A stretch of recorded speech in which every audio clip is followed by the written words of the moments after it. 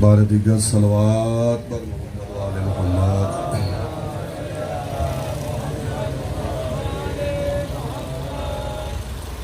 ماشاءاللہ لا حول ولا قوة الا باللہ العلی العظیم۔ اعوذ باللہ من الشیطان الرجیم، بسم اللہ الرحمن الرحیم۔ الحمد للہ الذی تجلی القلوب بالعظمت واحتجب عن الابصار بالعزت واقتدر علی الاشیاء بالقدرت وتجبر بالعظمت والکبریاء وتعطف بالعز والبر والجلال وتقدس بالحسن والجمال وتمجد بالفخر والبہاء وتعلل بالمجد والآلہ واستخلص بالنور والضیاء والصلاة والسلام علی رسولہ الکریم شفیع المذنبین انیس الفقراء والمساکین ابی الزہراء محمد صلوات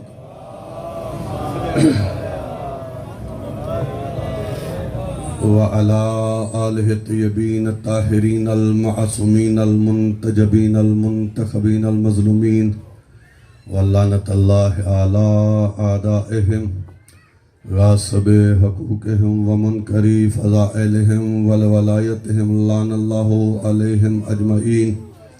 اما بعد فقد قال اللہ تبارک و تعالی فی کلامہ المجید وفرقانہ الحمید۔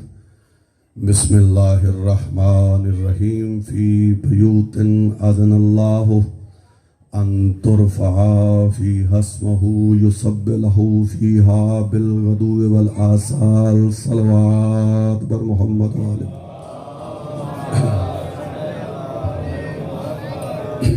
عزیزان گرامی قدر، یار اس کو تھوڑا سا میک کھولو، محرم میں جا کر سارے تھکے ہوئے، تھوڑا جب آپ کار انشاءاللہ۔ جو آیہ مجیدہ سورہ المبارکہ النور سے میں نے تلاوت کی ہے، اس میں خالق کردگار نے ارشاد گرامی فرمایا کہ فی بیوت اذن اللہ، اللہ کا اذن ہے، اللہ کا اذن۔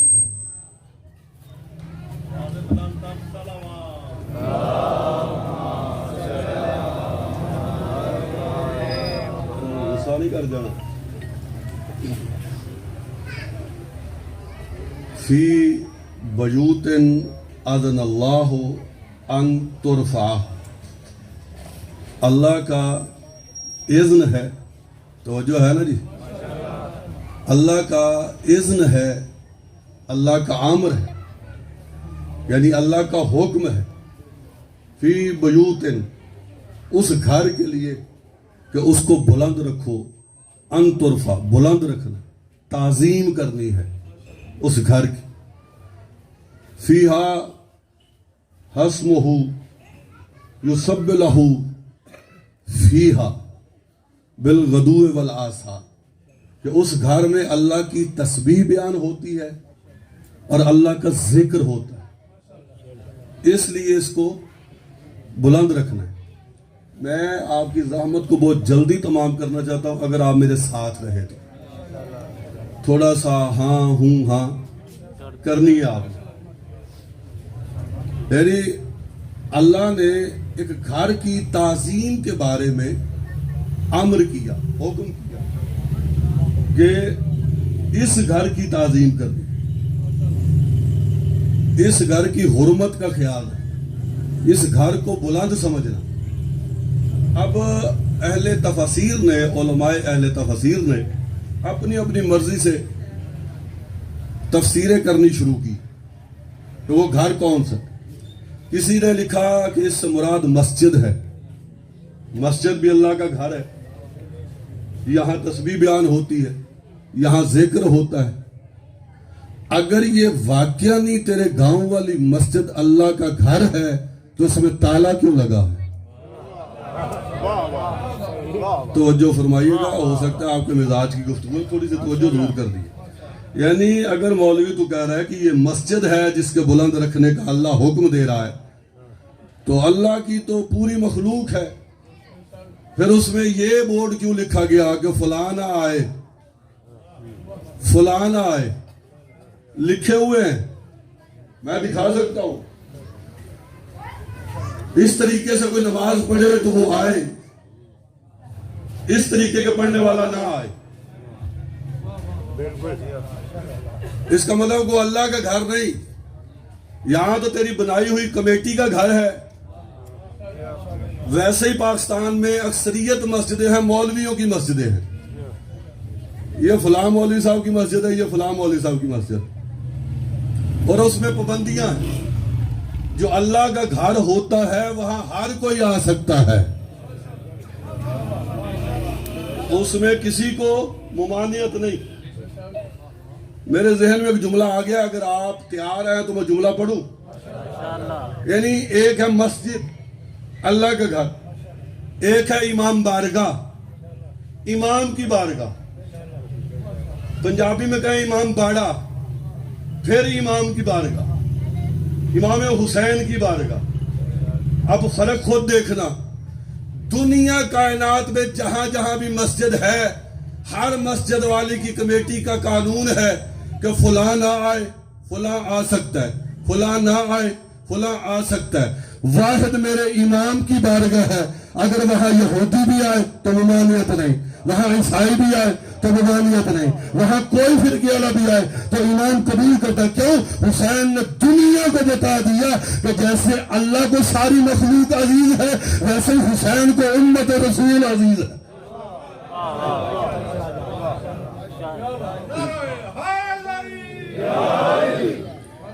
حسین منع نہیں کرتا، یہ گھر جس کو بلند رکھنا تھا، اللہ نے حکم دیا، امر کیا، اللہ امر کر رہا ہے اس گھر کو بلند رکھنا۔ دین کیا ہے؟ توجہ ہے نا جی؟ دین کیا ہے؟ امر الہی، اس کا حکم ہے۔ اگر دین میں نماز ہے تو اس کا امر ہے پڑھو، اگر دین میں روزہ ہے تو اس کا امر ہے پڑھو، اگر دین میں حج ہے تو اس کا امر ہے کہ پڑھو کرو حج، یہ امر ہے نا۔ جیسے دین کے ہر حکم کے لیے وہ امر کر رہا ہے، ویسے ہی وہ امر کر کے گیا بطول کے دروازے کا احترام کرنا، ورنہ جیسے کوئی نماز کا منکر ہو وہ کافر ہو جائے، دروازے بطول کا منکر وہ بھی کافر ہوتا ہے۔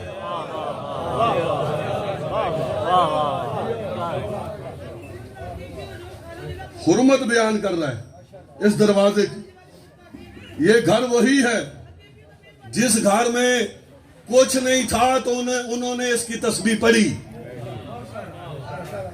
کائنات میں کوئی مخلوق نہیں تھی تو وہ اس کا ذکر کرتے رہے۔ نہیں یقین آ رہا؟ تفسیر مظہری سے ایک رسول کی حدیث پڑھنے لگا ہوں تمہارے یقین کے لیے۔ رسول کائنات نے فرمایا سبحنا وسبحت الملائکۃ بالتسبیح، ہم نے تسبیح کی، ہم سے ملائکہ نے سیکھ کے اس کی تسبیح کی۔ تیرا ابھی تک موڈ ہی نہیں بنا سننے کو، شاید کسی بڑے ذاکر کا انتظار ہوگا، لیکن تھوڑی سی توجہ تو چاہیے نا۔ یعنی ہم نے تسبیح کی، ہم سے سیکھ کے ملائکہ نے تسبیح کی۔ تسبیح پہلے کس نے کی؟ 14 نے۔ ان کو دیکھ کے تسبیح کون کر رہے ہیں؟ ملائکہ۔ ملائکہ شاگرد ہوئے، جاگو سے یار، اور یہ استاد ہوئے۔ پھر آگے جملہ رسول کا سنیں، رسول فرمایا سجدنا وسجدت الملائکہ، ہم نے اس کا سجدہ کیا، ہمیں دیکھ کے ملائکہ نے سجدہ کیا۔ یعنی 14 ملائکہ کو عبادت بھی سمجھا رہے ہیں، 14 ملائکہ کو تسبیح بھی سمجھا رہے ہیں۔ یعنی 14 سے دیکھ کے تسبیح کی، 14 سے دیکھ کے سجدہ کیا۔ اب اس کا مطلب ہے کہ ملائکہ کا سردار جبریل بھی ہو، ان کا شاگرد ہے۔ میں ایک جملہ دینا چاہتا ہوں بڑے اعتراض سے پردہ ہٹانا اگر آپ میرے ساتھ ہیں. یعنی ملائکہ کا سردار ہے جبریل، ان کا شاگرد ہے، تسبیح ان سے سیکھی، علم ان سے سیکھا. علم کیا ہے؟ خالق کو پہچاننا، خالق کا ادراک ہو جائے. اگر ادراک ہوتا تو وہ خود سجدہ کرتے. مصطفیٰ نے سجدہ کیا، جبریل نے دیکھ کے کیا. اس کا میں جبریل کو علم مصطفیٰ دے رہے ہیں. آج کے بعد جو مولوی اپنی مسجد میں کھڑا ہو گیا ہے نا کہ محمد کو پڑھنا لکھنا نہیں آتا تھا، محمد کے پاس علم نہیں تھا، اس کے منہ پہ ایک تماچا مار کے کہنا جو جبریل کو علم عطا کرے وہ جبریل سے علم نہیں سیکھ سکتا.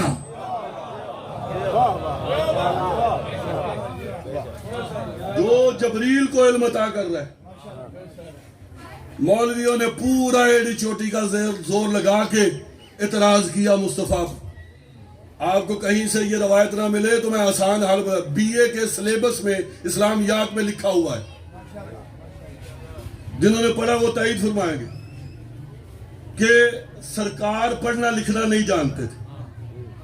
میں بالکل اپنی مجلس کو قریب لے آیا. اس کے بعد تفسیروں میں لکھا ہوا ہے کہ سرکار 40 سال پہلے نہیں جانتے تھے کہ میں نبی ہوں. موجود ہے کہ 40 سال پہلے نہیں پتا. بعد میں ایک یہودی نے بتایا کہ تو نبی بننے والا ہے. کیسی رسالت کو تو مان رہا ہے؟ توہین رسالت تو کرے تو کافر شیعہ ہے. یار جاگو تو صحیح. توہین رسالت تو کرے یعنی 40 سال پہلے سرکار کو نہیں پتا تھا کہ میں نبی ہوں، پڑھنا لکھنا نہیں جانتے تھے. پھر سرکار کا آپریشن ہوا، بس اتنی کافی ہے کہ آپریشن ہوا، جبریل کرنے والا تھا. آج اس کیوں کا جواب دوں کہ مولوی نے اتنی محنت کر کے، حکومتوں نے کرائے کہ مولوی بٹھا کے یہ تفسیروں اور تاریخوں میں کیوں لکھوایا ہے، سرکار کی توہین کیوں کروائی ہے. میں یہ جواب دے کے جا رہا ہوں. آپ بولو نہ بولو، نہ بولنے سے میں اسے فیل نہیں ہوتی اور نہ میں فیل پاس کرانے آیا ہوں. میں اپنی طرف سے میسج دے رہا ہوں، تھوڑا سا جاگنا. یعنی آج اس کیوں کا جواب نہ دوں کہ مولوی نے اتنی محنت کیوں کی ہے کہ سرکار کو ان پڑھ بھی لکھ دیا. بلکہ یہاں تک زیادتی ہوئی کہ اکثر تفسیر میں اگر کسی کو کوئی تفسیر نہ ملے تو میں بتا تفسیر الکشاف میں بھی اور تفسیر الکبیر میں بھی یہ جملے لکھے ہوئے کہ مصطفیٰ اپنے آباء و اجداد کے دین پہ تھے 40 سال پہلے. اور ان بریکٹ مولوی نے لکھا ہے نعوذ باللہ نعوذ باللہ، اللہ معاف کرے، میں نقل کرنے کے لیے پڑھو. ان بریکٹ لکھا یعنی حالت کفر میں تھے. اور یہ سرکار کے لیے کہا جا رہا ہے، سرکار دو عالم کے لیے لکھا جا رہا ہے کہ یعنی کہ وہ حالت کفر پہ تھے. یہ مولوی نے اتنی محنت کر کے لکھا کیوں ہے؟ اس کیوں کا جواب دے کے آج کی میری مجلس تمام آخری میرا جملہ ہے جاگنا. میں کیوں کا جواب یعنی مولوی ان پڑھ لکھتا ہے، مولوی اسلام پہ نہیں لکھتا. 40 سال پہلے نبوت کا پتہ نہیں تھا، 40 سال کے بعد آپریشن ہوا. یہ سارے اعتراضات سرکار کی توہین مولوی نے آخر پتہ کیوں کی؟ کیونکہ سرکار نے منبر پہ آتے بیٹھتے ہی دنیا کو پہلے خطاب میں کہا تھا انا و علی من نور واحد، میں اور علی ایک نور سے ہے. مولوی کو اندر سے پریشانی ہوئی، اگر اس کو عالم مانا تو علی کو بھی عالم ماننا پڑے گا، اگر اس کو ہادی مانا تو علی کو بھی ہادی ماننا پڑے گا، اگر اس کو ولی مانا تو علی کو بھی ولی ماننا پڑے گا.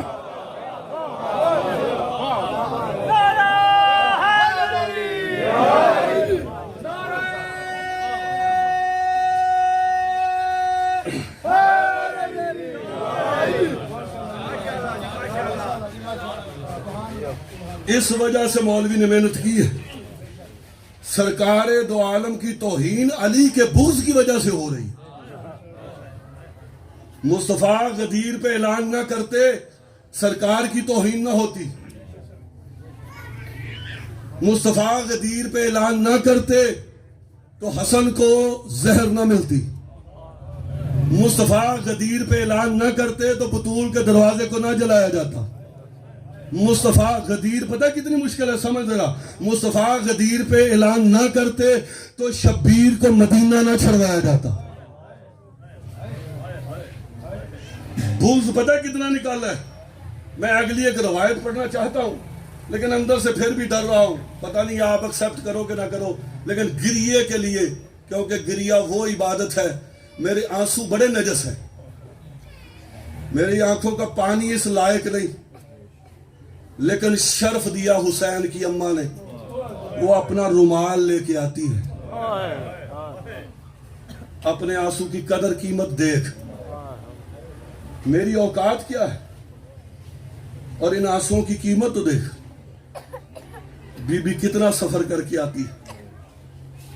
علی کے بغض کی وجہ سے مختلف مقاتل کی کتابوں میں اور مختلف تواریخ میں جو روایت لکھی ہے، اس سے کوئی بحث نہیں کہ وہ وقت کتنا تھا، مدت کتنی تھی، کم از کم جو مدت لکھی ہے 11 محرم کے بعد قید کی، وہ 7 مہینے کی ہے، زیادہ سے زیادہ جو وقت لکھا ہے وہ 2 سال یا پونے 2 سال، 1.25 سال بھی کسی نے لکھا، یعنی 1 سال 4 مہینے، 1 سال 8 مہینے، 2 سال 7 مہینے اور 5.5 مہینے کی بھی روایت ہے۔ اس سے مجھے کوئی بحث نہیں، تو بندہ اس لیے ناراض ہے جی ہمارے مولوی صاحب تو یہ کہتے تھے کہ اتنی قید ہوئی نہیں، اس بات کو چھوڑ، کتنی دیر قید ہوئی، میں ایک جملہ کہنے لگا وہ سمجھنا، وہ سمجھ آ گیا تو میری طرف سے ڈیوٹی ہو جائے گی، یعنی یہ مدت کو چھوڑ، وہ 5 مہینے کی ہو، وہ 7 مہینے کی ہو، وہ 1.25 سال کی ہو، وہ پونے 2 سال کی ہو، لیکن 11 محرم کی رات گزرنے کے بعد نا زینب کی چادر کبھی اس ہاتھ میں تھی، کبھی اس بدماش کے ہاتھ میں تھی، کبھی اس بدماش کے ہاتھ میں تھی، کبھی کسی کے نیزے پہ، کبھی کسی کے نیزے پہ، اور بی بی پتہ کیا کہتی تھی، جب بھی بولی عالیہ تو بازار میں کھڑے ہو کے کہتی تھی او مجھے چادر دو، میری ماں کا جنازہ رات کو اٹھا تھا، کچھ حیا کرو۔ شام میں ایک بندہ گزرا، یہ قافلہ گزرنے کے بعد نا 6 مہینے گزر چکے تھے اس قافلے کو، اس بازار سے گزرے ہوئے۔ آخری میرا جملہ، آخری لفظ پڑھ رہا ہوں، یہی روایت پڑھ کے چھوڑ رہا ہوں ممبر، توجہ کرنا، یعنی 6 مہینے گزر چکے تھے اس قافلے کو، اس بازار سے گزرے ہوئے۔ یمن کا ایک تاجر آیا، اس تاجر نے بازار میں ہر دکان والے کو پوچھا یار اس بازار میں روز جانور ذبح ہوتے ہیں؟ تو سمجھا ہی نہیں، تھوڑی سی توجہ تو کر یار، یعنی اس بازار میں روز جانور، اس نے کہا کیوں؟ اس نے کہا ہر دیوار کو خون لگا ہوا ہے، تم بازار میں جانور کیوں ذبح کرتے ہو؟ اس نے بول کہا یہ جانوروں کا خون نہیں، تھوڑی سی توجہ فرمانا، اس نے کہا یہ جانوروں کا خون نہیں ہے، اس نے کہا کس کا خون ہے؟ اس نے کہا 6 مہینے پہلے نا رسول کی بیٹیاں یہاں سے گزری تھی، اب توجہ فرمانا، اس نے کہا رسول کی بیٹیاں، علی کی بیٹیاں اس بازار سے گزری، اس نے کہا ہیں 6 مہینے گزر گئے، اس نے کہا امت نے مارا ہی اتنا تھا، کسی دیوار پہ زینب کا خون ہے، کسی دیوار پہ رقیہ کا خون ہے، کسی دیوار پہ کلثوم کا خون ہے، اس نے کہا جہاں یہ دیکھتے ہیں نا کہ دیوار کے اوپر خون لگا، وہ ہے حسین کی سب سے چھوٹی بیٹی سکینہ کا۔ سکینہ جب بھی بھائی کو بچانے آتی تھی، کوئی بغیرت اس دیوار کے ساتھ مارتا تھا،